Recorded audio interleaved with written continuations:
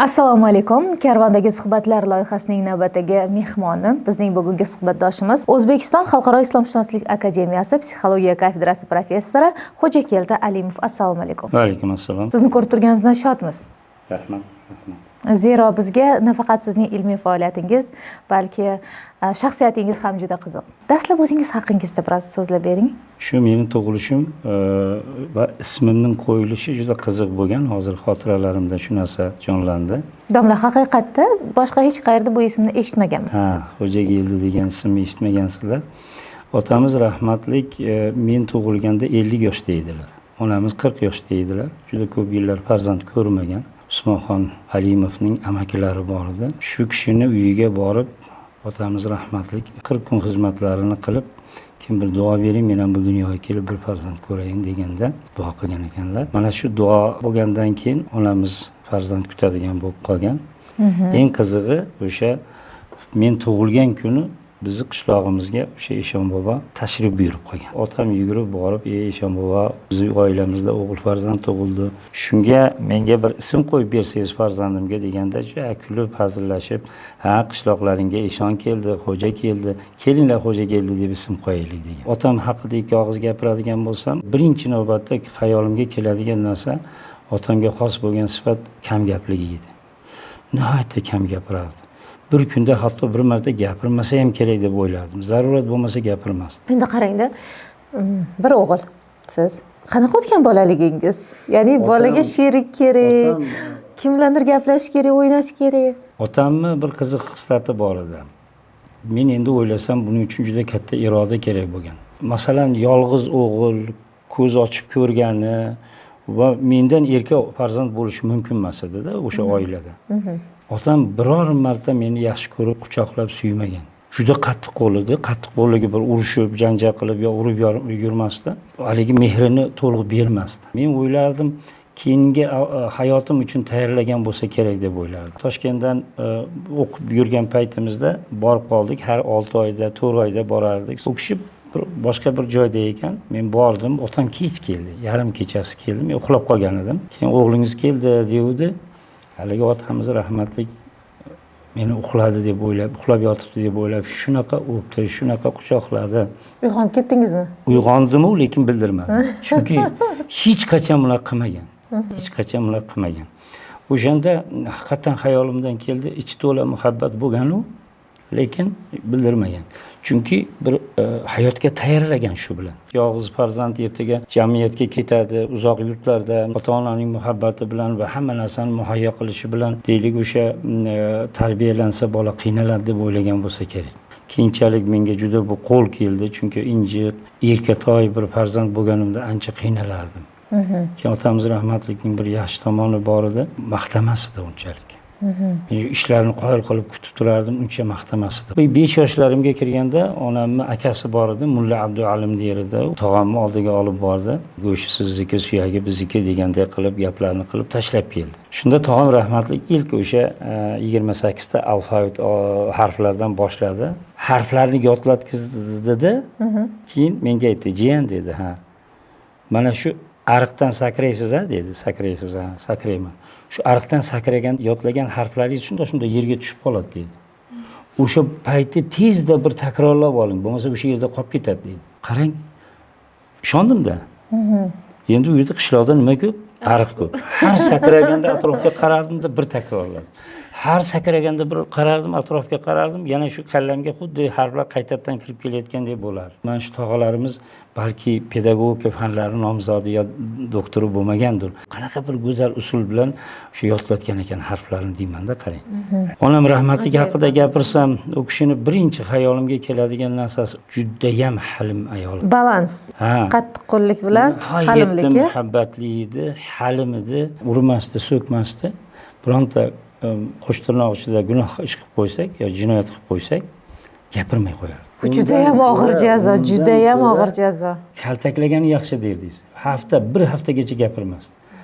Shunaqa qiynalib ketardik. Eng qizig'i, o'zim qilib qo'ygan jinoyatni aytmasdi betimga. Ana izlab boshlardik. Nima uchun, nima sababdan gapirmay qo'ydi. Mana shu usuliga qoyil qolaman. Lekin bu tarbiya usulini hammaga nisbatan qo'llab bo'lmaydi-yu. Muloqot ehtiyoji yuqori bo'lgan bola sifatida bu jazo menga juda ham yomon ta'sir qilardi. Mana onam shunaqa jazolardilar. Yaqinga kelib mana shu 40 ga chiqqanimdan keyin yana shu holat davom etayotganda men qo'ymaydigan bo'ldim. U yoqlardan kelaman, bu yoqlardan jahllar chiqib turibdi, gaplashgilar kelmayapti. Yo'q, menga gapirmagunlaricha ketmayman. Yo'q deyman, yo'q, men hozir unaqa qilmayman, uni ko'tara olmayman. Bo'ldi, aylanib yuraveraman. Endi bu jazoni qo'llamayaptilar. Endi kelishib oldik. Qarang, maqtamasdilar dedingizda, shunga yarasha ko'p tanqid ham qilmasmidilar? Yo'q, baho bermasdi. Lekin endi mana yillar o'tib bildimki, rag'bat kerak ekan. Bitta ishni shunday qoyil qilib kelardimda, ota bir qarang deb qo'ysam, yaxshi deb o'tib ketardi. Bo'ldi, tamom. Men rag'bat kutardim. Shunchalik zo'r qilsan, juda zo'r bo'pti deb. Haqiqatan rag'batga arziydigan ish bo'lsa, rag'batlantirib qo'yish kerak. Chunki rag'bat albatta qo'shimcha motivatsiya beradi, kuch beradi, quvvat beradi va insonni ma'lum bir faoliyatga undaydi. Shuni davom ettirishga undaydi. Ilm yo'lidan ketishingizga, psixologiyani tanlashingizga nima undagan sizni? Birinchi psixologiyaga, keyin tasavvufga kirib kelganmisiz yoki aksincha tasavvuf orqali kelganmisiz psixologiyaga? Qarang, birinchi o'sha menga juda qattiq ta'sir qilgan holatni aytib berayin. Rahmatullohxon degan ishonimiz bor edi. Bo'ylari 2 metrdan oshiq edi. Uylar qishloqda kichkina bo'lib, bu boshidan bu boshiga yetib ketardi. Kunlardan bir kun 8-sinflarda o'qigan paytlarimda shu Rahmatullohxon ishonimiz kechqurun dars qilib o'tirganimda, "Nimani dars qilyapsan?" deb so'rab qoldi. Biznikida mehmonda endi u kishi. Kechqurun. Men aytdim, mana bu Hazrat Navoiyning dedim, Izzat Sulton tomonidan yozilgan o'sha dramasini o'tayapmiz biz dars qilib. Dramaning mazmuni shuki, Hazrat Navoiy bir qizni yaxshi ko'rgan ekan. Endi u davrda Sovet tuzumi Hazrat Navoiyga juda ham ateistik bir baholar beriladi. Shunda u kishi aytdilarki, hech qanday uning hayotida bironta qiz ham, gulilar ham bo'lmagan. Bular to'qima o'g'izlar. Hayotda u haqiqatdan sevgan, haqiqatdan ishq bo'lgan u kishida. Bilasizmi dedi menga, kimga ishqi bo'lgan? Kimga dedim? Xudoga dedi. Birinchi marta to'qnash keldim. Qanaqasiga Xudoni? Shunaqa ham bo'ladimi dedingizmi? Qanaqa Xudoni sevish mumkin? Desam aytdiki, dunyodagi bandalarning har qandayning muhabbatida qusur bo'ladi, kamchilik bo'ladi. Allohga bo'lgan muhabbatda yo Allohning bandasiga bo'lgan muhabbatda qusur bo'lmaydi dedi. Shu birinchi marta menga juda qattiq ta'sir qilgan. Mana bu ishonimizning gaplari qandaydir qalbimda bir holatlarni chaqirgan bo'lsa kerak. Shu tasavvufga bolaligimdan qiziqqanman. Aynan nimasiga qiziqqansiz? Allohga muhabbat degan joy qattiq ta'sir qilgan. Kandidatlik dissertatsiyamni badiiy tarjima bo'yicha qilganman. Abdulla Oripovlarda, Erkin Vohidovlarda, Rauf Parflarda va hokazolarda tadqiqot o'tkazganman. Tasavvufdan yiroqroq mavzuda endi o'sha davrning mavzusi edi. Keyin bir kuni Najmiddin Komilov degan ustozimiz bor. Najmiddin Komilov bilan ancha yaqin bo'lib qoldik. Najmiddin akaning bir gapi hech esimdan chiqmaydi. Shu ko'p takrorladi shu gapni. Xo'ja keldi. Mana tilshunoslar bor. Tilshunoslar tasavvuf adabiyotini o'rganadi. Tilshunoslik nuqtai nazaridan o'zining nasibasini oladi, ketadi. Biz filologlarimiz, adabiyotshunoslarimiz tasavvuf adabiyotini o'rganamiz, o'zimizga tegishli nasibamizni olamiz, ketamiz. Tasavvuf tarixi islom tarixining bir bo'lagi hisoblanadi. Ular ham tasavvufdan o'zining tarixga taalluqli narsasini oladi, nasibasini oladi, ketadi. Lekin aslida tasavvuf bu psixologiya nasibasi dedi. Aytdim, qanaqasiga desa, mana tasavvufda insonning nafsi bilan o'zi o'rtasidagi muomala o'rganiladi. Keyinchalik Hazratimiz Muhammad Sodiq Muhammad Yusuf rahimahulloh o'zining Iymon degan kitobini yozdi. Juda katta shov-shuv bo'ldi. O'sha kitobda psixologiya degan bo'limi bor. Psixologiya degan bu inson bilan uning nafsi o'rtasidagi muomalani o'rganadigan fandir degan. Bu tarixni o'qiganingizda birinchi reaksiyangiz qanaqa bo'lgan? Juda qattiq ta'sirlanganman, chunki g'arb psixologiyasini o'rganib katta bo'ldik. U yerda bu narsalar yo'q edi. U yerda ego bor edi. U ego bilan islom ta'limotidagi nafsning o'rtasida farq bor. O'sha ichimizdagi meni e'tiborimni tortib qoldi. Yunus Emroda bor-ku, meni menda demang, menda emasman. Bir men bordir menda, mendan ichkari deydi. Doktorlik dissertatsiyamni juda ko'p yillar davomida tayyorladim. 95-yilda himoya qilgan bo'lsam, kandidatlik dissertatsiyasini tasavvur qiling, 23-yilda doktorlik dissertatsiyasini qildim va shu muddat davomida faqatgina o'rganganim tasavvuf bo'ldi. 28 yil davomida. Qarang, Tasavvufga endi psixologiya nuqtai nazaridan olim sifatida kirishni boshlaganingizda birinchi kashf qilgan haqiqatingiz. juda qiziq savol bo'ldi haqiqatdan. Mana o'sha o'zimning menimni kashf qilishga harakat qilganman. Men qayerda u yotibdi? Nima u? Qanaqa narsa? Men uchun o'sha eng kutilmagan bir narsa, o'sha menni topa bilsangiz va u bilan ishlay boshlasangiz boshqacha bo'lib qolar ekansiz. Har kuniga ichingizda bitta narsa doimiy sizni ta'qib qilib turadi va hatto o'zining istaklarini deylik amalga oshirishga majburlab turadi gohida. Shu narsani topish. Qanday qilib topdingiz? Rumiy hazratlarining bir juda qiziq bir gapi bordi. Haqiqiy tasavvuf deydi, qarang, aytmoq emas, topmoqdir deydi. Kuzatganman ichimdagi savdolarni, ichimdan kelayotgan gaplarni.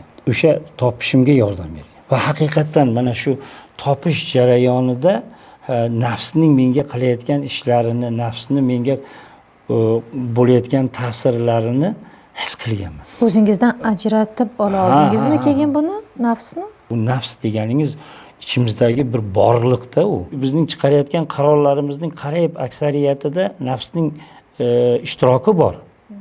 Mana shu ishtirokni his qilib boshlaysiz. Deysiz, nima qilish kerak nafsi ammora bilan, hali tarbiyalanmagan bir nafs bilan. U sizni har xil yo'llarga boshlayapti, har xil gaplarni aytayapti. Nafsi ammorani tarbiyasining birinchi usuli uning aytganlarining aksini qilish. Mana siz xuddi bir insonday nafsingizni ajratib oldingiz va u bilan muomalaga kirishdingiz. "Ya, bu bo'lmaydi bu gapingiz" dedingiz. "Men buni qila olmayman" deyishingiz mumkin. Ana endi tasavvur qiling. Shayx marhamat ko'rsatib aytyapti, nafsing bo'lak, o'zing bo'lak. Beixtiyor bir ongimizga kirib kelib qoladi bitta fikr. U fikr qayerdan kelyapti? Kim aytyapti bu fikrni? Shayx hazratlarining o'sha nozik nuqtadagi ta'rifining ichida shunaqa go'zal narsalar bor. Tasavvuf ichiga kirib, tushunib, tasavvuf orqali nafsi bilan o'zini o'rtasidagi chegarani aniqlab olib, nafsini tanib, bu oson narsa emas-da. Balki kimlarnidir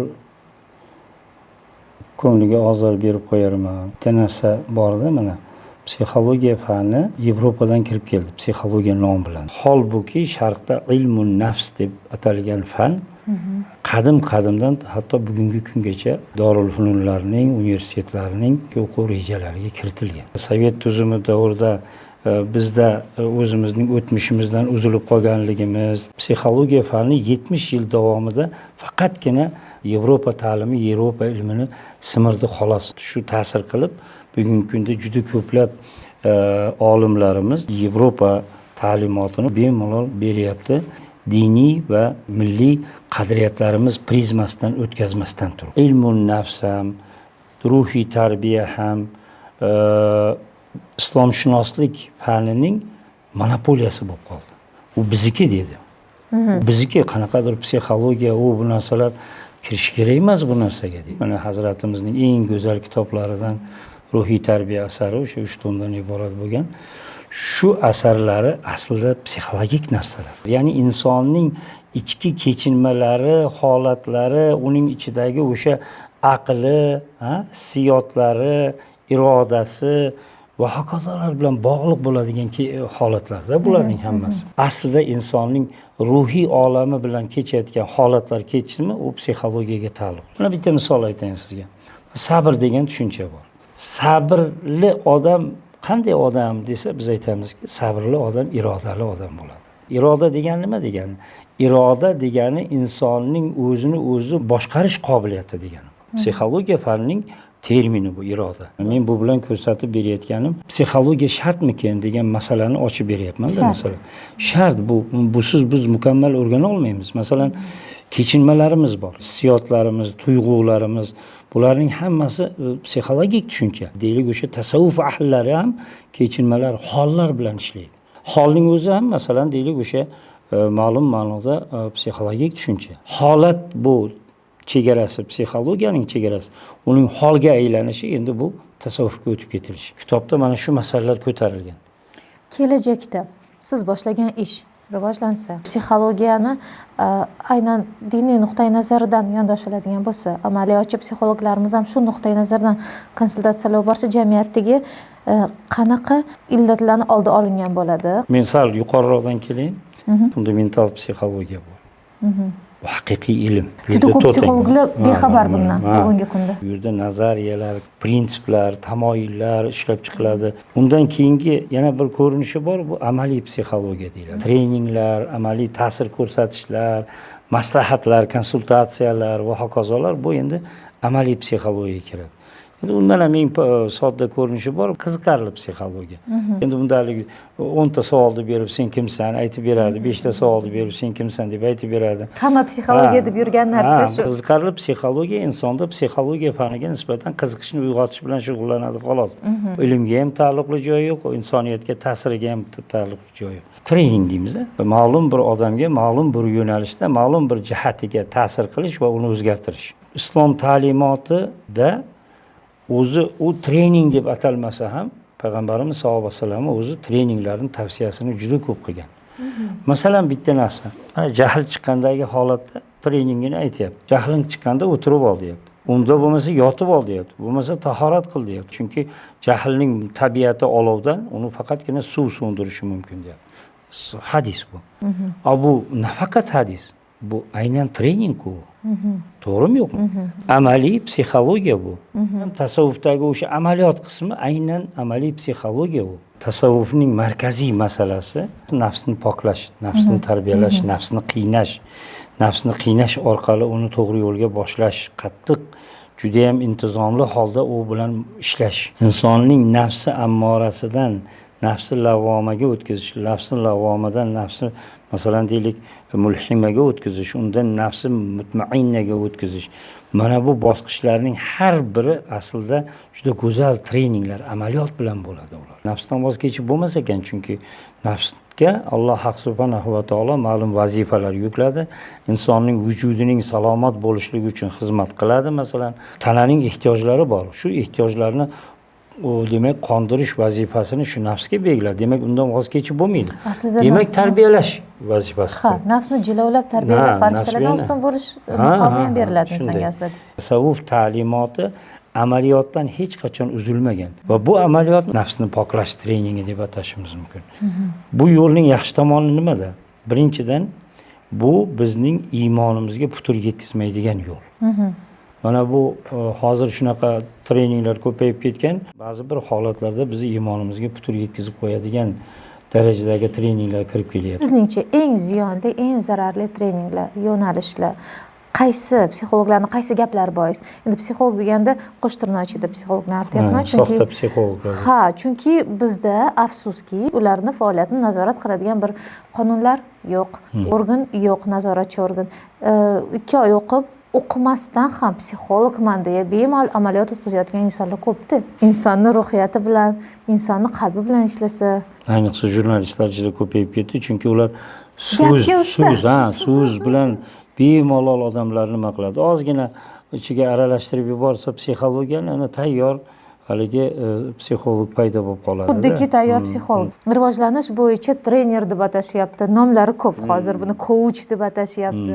Endi shu eng o'zi og'riqli masala. 2 ta misol aytayin. Patsient psixoanalitik konsultatsiyaga boradi.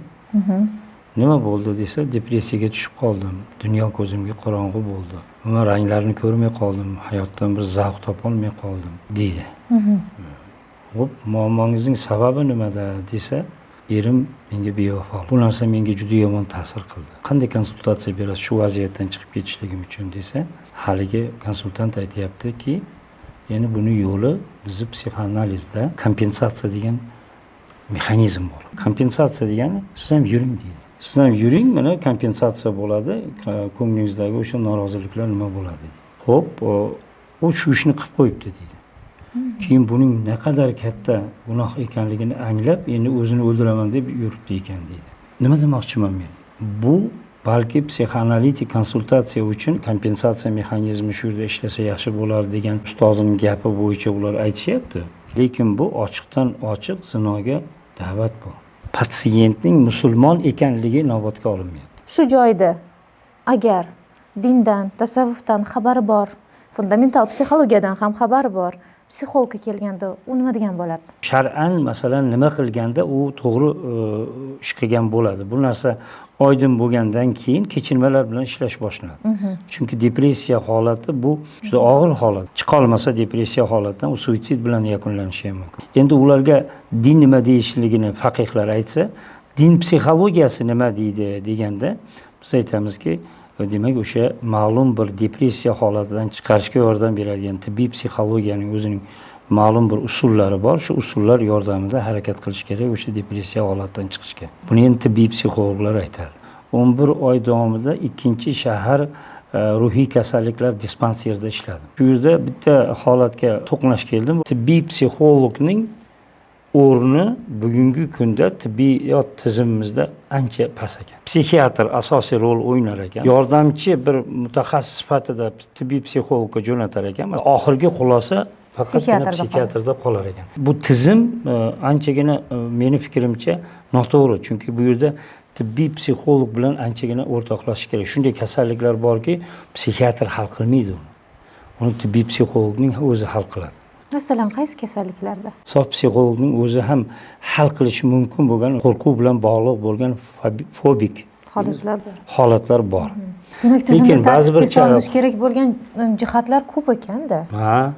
Bu o'sha jiddiy, masalan, ruhiy kasalliklar davolanadigan shifoxonalardan tortib, endi oddiy konsultatsiyani gapirmasa ham bo'ladi. Differensial yondashuv kerak. Ya'ni o'sha darajasiga qarab turib, unga deylik o'sha sof psixiatrik davolash yoki psixoterapevtik davolash yoki konsultatsiyalar, maslahatlar bilan, treninglar bilan ta'sir qilish kerakda shu narsa. Oddiy xalq farqiga bormaydi. U tibbiy psixologmi, psixoterapeutmi, psixiatrmi qiynalyapti, o'zini kuchi yetmayapti, duch kelgan psixolog deb o'ylagan insoniga borib uchrashyapti. Qayerda unga aynan chindan ham yordam bera oladigan tibbiy psixolog o'tirganini qayerdan bilsin? Yoki psixoterapevt? Juda ham ajoyib savol. Haqiqatan bu yerda juda ham nozik bir masala bor, chunki bugungi kunda juda ham tarmoqlanib ketdi. Bizda MCJ ochib bemalol faoliyat ko'rsatish imkoniyati bor. Ayniqsa mana shu psixologiya sohasida yo'nalishlar juda ko'payib ketdi. Hammasi ham ilm-fanga oid emas-da hozirgi. Gap shunda, mana qarang. Endi yo'nalishlar qanaqa bo'lishi mumkin? Psixoanalitiklar bor, alohida yo'nalish bor. Ezoteriklar. Bu psixologiya emas-ku. Psixologik narsalar borda, ezoteriklarning ichida. Ular foydalanishyapti shunda. Reinkarnatsiyachilar deyapmiz. Bular eng bemaza narsa orasida. Ularning yangidan ko'chib kelishi voqeasi. Tel Karnegichilar, mana bular ham alohida bir konsultatsiya sifatida kelyapti hozirgi kunda. Bezararrog'i shumikin deyman-da. Yo'q, bu ham juda xavfli. 3 ta xavf bor. Birinchisi egoizm. O'zingizni boshqadan ko'ra ustunroq ko'rish masalasi bor. Mana shuni yuksaltiradi u. Ikkinchisi egotsentrизм, ya'ni hamma sizga xizmat qilish kerak. Hamma sizning atrofingizda yashash kerak. Hamma siz bilan shug'ullanish kerak. Hammaning e'tibori sizda bo'lishi kerak. Egotsentrизм. Uchinchisi endi eng xavflisi manipulyatsiyaga o'rgatadi. Ya'ni odamlarni qanday qilib aldab o'zingizning foydangizga ishlatish. Mana shu 3 ta narsa juda ham og'ir. Mana masalan deylik o'sha egotentrik bo'lib qolgan odam kelin bo'lib boradigan bo'lsa bironta oilaga, tasavvur qiling, u talab qiladi, u e'tibor talab qiladi. Lekin to'ydan keyin hamma o'zining ishi bilan band bo'ladi. O'zingni sev, o'zingni yaxshi ko'r, oilaga qarab 1000 marta sen kuchlisan de, sen chiroylisan de. Qarang, hatto ba'zi bir holatlar bo'lyapti, aqidaviy xatolar chiqib qolyapti. Masalan, sen hamma narsaga qodirsan. 1000 marta aytishingiz kerak ekan. Sen hamma narsaga qodirsan. Bu endi qaysidir jihatdan aqidaviy xato. Qodirlik Alloh taologa xos. Sen kimsan? Sen bandasan-ku. Nega hamma narsaga qodir? Daraxtdagi barg ham uni iznisiz yerga tushmasa. Yaqinda hali shogirdlarimizdan bittasi Hasan qori Yahyo Abdulmajid xushxabar olib qoldi. Domla ustoz, xushxabar sizga. Qanaqa xushxabar? Yigit bilan qiz uchrashuvga chiqadigan bo'lsa, yigitlar qizlardan so'raydigan bo'libdi. Deyl Karnegining kitoblarini o'qiganmisan deb. O'qiganman desa shundoq tashlab chiqib ketib boryapti ekan. Yevropa standartlariga to'g'ri kelishi mumkin, lekin bizda unaqa emas-da. Bizda kelin egotentrik bo'lib kelmaydi. Manipulyatsiyalarda o'rganib kelmasligi kerak. Bizning momolarimiz fido qilib kelgan o'zini. Eng xavflaridan biri mana psixogenetiklar masalan. u fan sifatida biz qabul qilamiz buni. Bizni tashqi belgilarimiz ota bobolarimizdan keladimi genetik jihatdan? Keladi. Xo'p, fe'limiz ham keladimi? Bobosiga o'xshagan g'irt unaqa deb yuboramiz. Ha, shunaqami? Fe'lini aytamiz. O'sha fe'l psixogenetika, ya'ni genetika orqali ma'lum bir fe'llarning, xulq-odoblarining o'tishi. Qulog'imga chalingan narsa borki, momosini gunohi uchun, bu dasturni yopmagani uchun buni hayotida ham xuddi shu holat yuz beryapti. Jazosini olyapti. Qaysidir programmani nimadir qilib yopmasa, bu qiziga ham o'tadi. Bitta shogirdimiz kelib qoldi, bolamni bir ko'rib bering. Bolasi endi juda giperaktiv. Diqqatini bir joyga jalb qila olmaydi. Shu o'rinda aytayapti, biz deydi psixogenetika bordik dedi. Bolani ko'rish qolib deydi. Men xotinimga deydi, sen yo qaynota qaynonangni yoki ota-onangni nihoyatda qattiq norozi qilgansan, shularni kechirim so'rab, tavba tazarrur qilib, shularning ko'nglini olsang tuzalib ketadi bola deb aytdi. Borib ikkinchi kasalni yo'liqtirib qo'ydi. Xotinim o'ylagan dedi. Qo'y bir psixogenetikda u desam dedi. Yo'q, men qachon ularni norozi qildim. Mana qarang, natija. Yo'q, qarang, insonga ta'sir nimaga? qiladigan tushunchalar bilan o'ynashda bu. Chunki ota-onani rozi qilish qilmaslik masalasi, norozi qilding degan bu qo'rqinchli gap. Haqiqatda tinchini yo'qotadigan gap. Tuzatish obyekti bolamidi? U tuzatish obyekti bir yoqda qolib, uni onasini kasal qilyapti. Buni siz aytgan o'sha biz tan olgan psixogenetikaga aloqasi yo'q, to'g'rimi? Bu oddiy va sodda. Nima degani? Ya'ni jismoniy belgilar o'tishdan tashqari avloddan avlodga genetik jihatdan, irsiy jihatdan fe'l atvor ham o'tadi. Mana shu fe'l atvorni o'tishini o'rganadigan fan. Bu orqali konsultatsiya o'tkazib bo'lmaydi. Yo'q.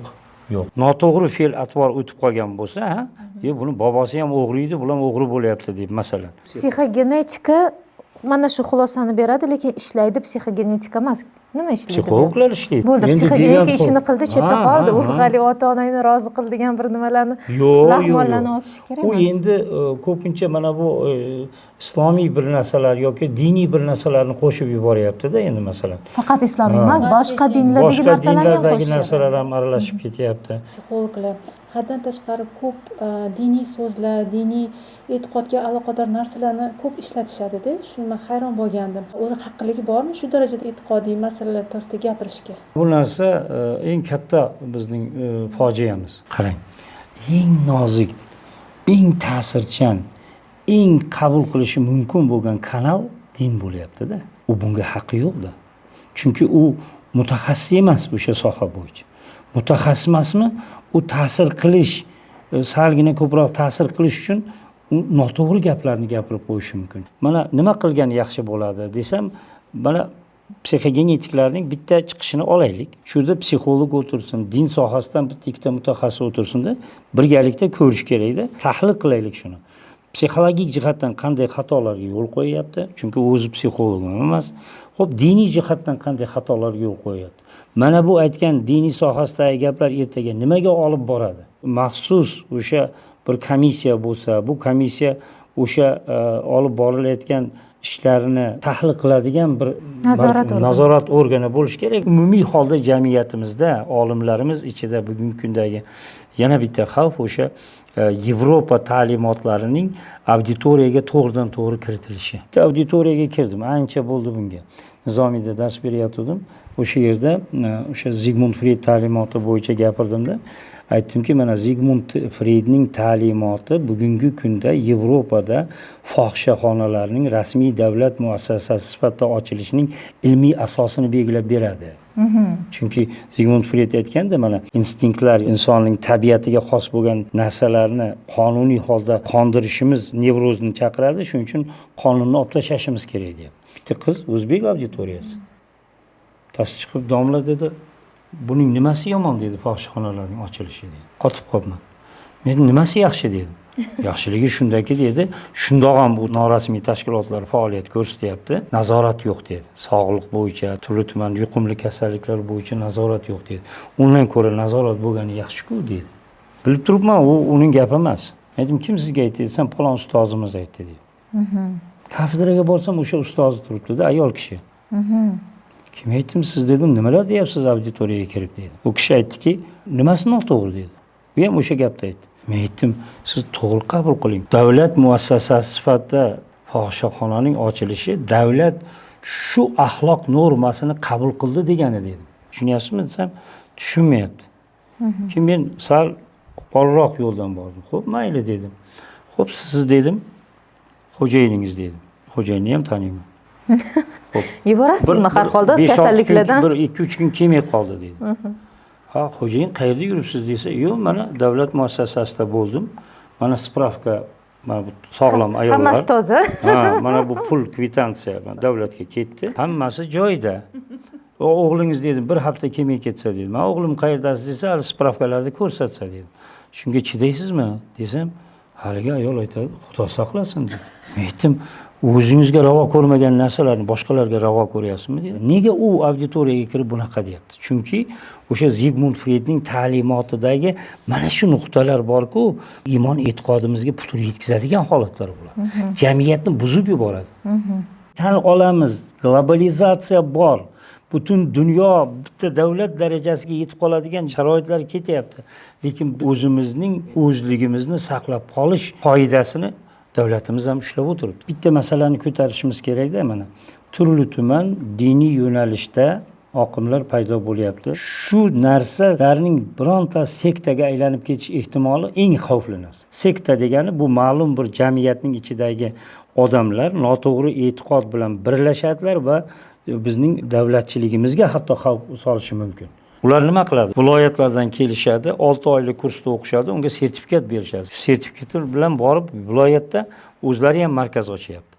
Va u markaz endi tumanlardan chaqiradi, tumanlardan keladi. Endi bularning strukturasi paydo bo'lyapti. Bular o'zi psixologman deb tanishtiryaptimi? Psixologik markazmi? Hamma gap shundaki, 6 oylik kurslarida ular endi ezoteriklarni tayyorlab beradi. Ezoterik bu ham diniy, ham psixologik, ham boshqa yo'nalishlarda mutaxassis deb da'vo qilinyapti-da bu. Ezoteriklarda insonlarga ta'sir qilishning yo'llaridan eng effektivligi diniy deydi. Odamlarning e'tiqodi orqali kirib borilsa, ko'proq ta'sir ko'rsatadi. Patsientlar ko'proq bo'ladi demoqchi. Pulku uning orqasida. Ikkinchidan psixologiya terminlarini qo'llaydigan bo'lsa, odamlar gurra-urra boradigan bo'ldi. Shu ikkalasini ushlab olgan. O'zlarida na psixologik savod bor, na diniy savod bor. Ayniqsa diniy savod yo'q.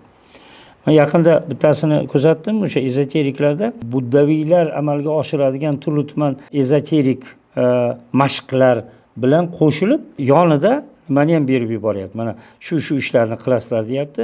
Yana dedim, Alloh subhanahu va taoloning 99 ta ismi sifatini har birini yodlaysizlar, har biri bo'yicha sharh yozib kelasizlar deyapti. Mana bu nima uchun kiritilyapti? Sababi bu o'sha musulmon patsientlarni jalb qilish uchun kiritilyapti. Islomdagi narsalar. Holbuki u bilan o'sha patsientning dinga bo'lgan munosabatini buzib yuboryapti. Demak, mumkin ekan buddaviylikning mana bu deylik o'sha mashqlarni bajarsam yaxshi bo'lar ekan deydi. Buddaviylikni tushunmaydi ham-ku. U buddaviylikni tushunmaydi ham, misol. Masalan, qaysi mashqlar? Yogalar, turli-tuman holatda turishlari va bu holatda turishlarda chakralar ochilishi. Chakralari bor, o'sha Xudo bilan bog'liq bo'lgan holatlar bor-da. Bilasizmi, hatto chakralarni 7 ta chakrani 7 ta chakra. Tanadiga bo'yinda o'tib shu chakralarni nafslar bilan yonma-yon qo'yishyapti. Bu chakra ochiladi, bu nafsi lavvoma, bu chakra ochiladi, bu nafsi shu 7 ta mutmainnigacha bo'lgan 7 ta nafs bilan yonma-yon analogiya qilib qo'yib o'rgatishyapti. Xuddi shunday. Mana qarang, bu yerda ham nima? Islom bilan aralashtirib qiladigan bo'lsa, patsientlarga ma'qulda. E'tiqoddagi bunday buzilishlar, turli-tuman holatlar jamiyatimizdagi stabillikni buzadi bu. Psixoterapiyaga ehtiyoji bor bo'lgan insonlar qayerga borsin, nima qilsin? Mutaxassisni topish kerak. Masalan, shu markazda shu ishni olib borayotgan odam mutaxassis bo'ladigan bo'lsa, borish kerak. Diplom so'rash kerak. Diplom so'rash kerak. Qayerni diplom? Turli-tuman o'sha davlat oliy ta'lim muassasalarini tugatgan bo'lsa, mana shularga qatnashga sertifikatlarga aldanmasin. Yo'q. Sertifikatlar bu mutlaqo aldamchi narsalar. U osib qo'yishadi bir 7 ta, 8 ta sertifikatlarni. Endi ikkinchi jihatdan u sizga ta'sir ko'rsatayotganda diniy narsalarni qo'shib yuboradigan bo'lsa, shu joyda to'xtatish kerak. Psixologik instrumentlari yetarli emas, ya'ni bilimi yetarli emaski, ta'sir ko'rsatish uchun bu hozir dindan foydalanyapti. Xuddi shunday. Psixologga bormaysan deydigan oilalar bor. Bizning oilalarimizda erkak kishi bosh. erkak ishdan ruxsat olgan ayol boradi, erkaklarni psixologga borganini u darajada ko'p uchratganim yo'q, asosan ayollar boradi. Uyda o'tirgan holatda o'zini holatini isloh qilish uchun qaysi adabiyotlarni tavsiya qilgan bo'lardingiz? Ko'proq mana shu Hazratimizning yozgan kitoblarini o'qish kerak. Bitta jihatini aytib o'tayin. Masalan, ko'p olimlar o'zining saviyasida yozadi. Bo'ldi, tamom. Hazratning nozik bir jihati shundaki, u o'quvchidan kelib chiqib yozadi. Masalan, tafsiri hilolni oddiy soha vakillari ham o'qib tushunyapti-da. Xislatli hikmatlar sharhi kitobi bor. Murakkabroq. Uni mutaxassis o'qimasa tushunmaydi. Ustozsiz tushunish qiyin. Ustozsiz tushunish qiyin uni. Lekin tafsiri hilolni hamma o'qiyapti va tushunyapti bu narsa. Nega?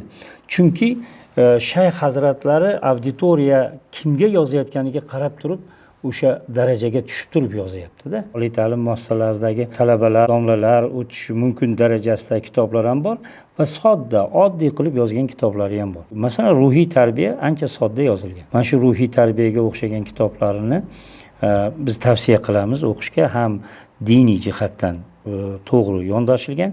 Endi psixologik o'zi ruhiy tarbiya o'zi psixologiya. O'zining menini isloh qilmoqchi bo'lgan insonlarga yaxshigina bir nima kitob hisoblanadi. Ha, mavzular shunchaki yozib o'tib ketilmaganda, mavzuni so'ngida har bitta misol uchun hadisni olinadigan foydalar bittalar, burqchalar, chaynab, og'izga solib qo'yilgan. Ketidan agar shu masalan illati insonda bo'lsa isloh qilmasa undan qanaqa ziyon keladi, uni oqibati qanaqa bo'ladi, har bittasi ochib berilgan, to'g'rimi? Ya'ni inson o'zi o'qib, o'zi ham qaysi tur natijalarga erishishi mumkin bo'lgan kitob. Shayx hazratlarini kitoblari ko'p qirralida. Soddaroq odam o'qishda oladigan ma'nolari bor. Agar chuqurroq mutaxassis bo'ladigan bo'lsa, mutaxassis o'sha kitobdan boshqa ma'nolarni oladigan jihatlari bor. Bugungi kunda shayx hazratlarining kitoblari ilmiy tadqiqotlar mavzusiga aylangan. Sizning ilmiy ishlaringizda shayx hazratlarining asarlarining roli qanaqa? Birinchi uchrashgan paytim juda qiziq bo'lgan. Men mahatda dars berib yotdim, hazrat kelibdi deyishdi. Hamma pastga tushdi. Qator turibmiz, hazrat kelyapti. Hamma bilan bitta ko'rishyapti-da. Endi o'sha payti meni ham navbat keldi. Ko'rishdim-u, ko'nglim xijil bo'ldi. Shunda ko'rishganimdan mening qo'llarim go'yoki kiru, u kishining qo'llari top-toza. Men o'zimning kir qo'lim bilan u kishining qo'llarini ushladim degan fikr o'tdi. To'satdan. Ha, nima uchun deng? Sababi betahoratdan. Tasavvuf ahlining kitoblarida yozadiki, inson o'zining nafsini poklab qo'ygandan keyin u oynaga aylanadi derkan. Masalan, men o'sha yerda xohlagan odam bilan ko'rishsam, betahoratligim xijilan bo'lmasdim, xayolimga ham kelmasdi. Yodingizga kelmasdi. Lekin u kishi bilan ko'rishganda beixtiyor qarang, shu holat yuzaga keldi. Qo'llarim go'yoki kirroqda-yu, toza qo'lni ushlayotgandaymi va xayolimga bilasizmi nima keldi o'sha payt? Nima keldi? Ketyapti, suratini ko'ryapman, hamma ko'rishyapti. Jaloliddin Rumiyning bitta gapi esimga tushdi. Jaloliddin Rumiy aytadi, o'sha ichindagi asarda menga aytishdilar, biz Shamsiddin Tabriziyni ko'rdik dedi. Ahmoqsizlar dedi. Shamsiddin Tabriziyni ko'ra olmaysizlar sizlar. Sizlar ko'rganing uning vujudi dedi. Shamsiddin Tabriziyni ko'rdim deganda nimaga da'vo qilyapsan dedi. Xuddi ko'r odamning tashqarida bir narsani ko'raman deb derazadan tashqariga kallasini chiqarib atrofga qaraganday gap dedi seniki. Shu so'zlar esimga tushdi, chunki qarayapman bu vujudning ichida qanaqa buyuk bir narsalar bor deyapman-da men. Endi bu kishi millatimizga berilgan bir inom. Mening dissertatsiyamga keladigan bo'lsak, asosiy ifodalangan kitoblarim albatta shayx hazratlarining o'sha iymon kitobi, keyin tasavvuf haqida tasavvur degan kitobi, Naqshbandiya tariqati haqida risolasi chiqdi. Keyin eng menga qattiq ta'sir qilgani o'sha xislatli hikmatlar sharhi asari. Ko'p foydalandim mana shulardan. Mana shu kitoblari mening himoyamda o'sha dissertatsiya yozayotganimda dasturul amal bo'ldi. Shayxning asarlarini psixologman deganning hammasi o'qisa faqatgina foyda oladi xolos. Ustoz, qiziqarli suhbat uchun rahmat. Buni tomosha qilib, bizni kuzatuvchilarimiz yana o'zlarida qandaydir savollar paydo bo'lsa, ularni yig'ib to'plab turamiz va sizni yana shu yerga taklif qilamiz. Karvon rivojiga qo'shayotgan hissangiz kamaymasin, ko'payib boraversin, shogirdlaringiz ko'payib boraversin, karvondagilarning safi ham oshib boraversin deymiz. Tashakkur.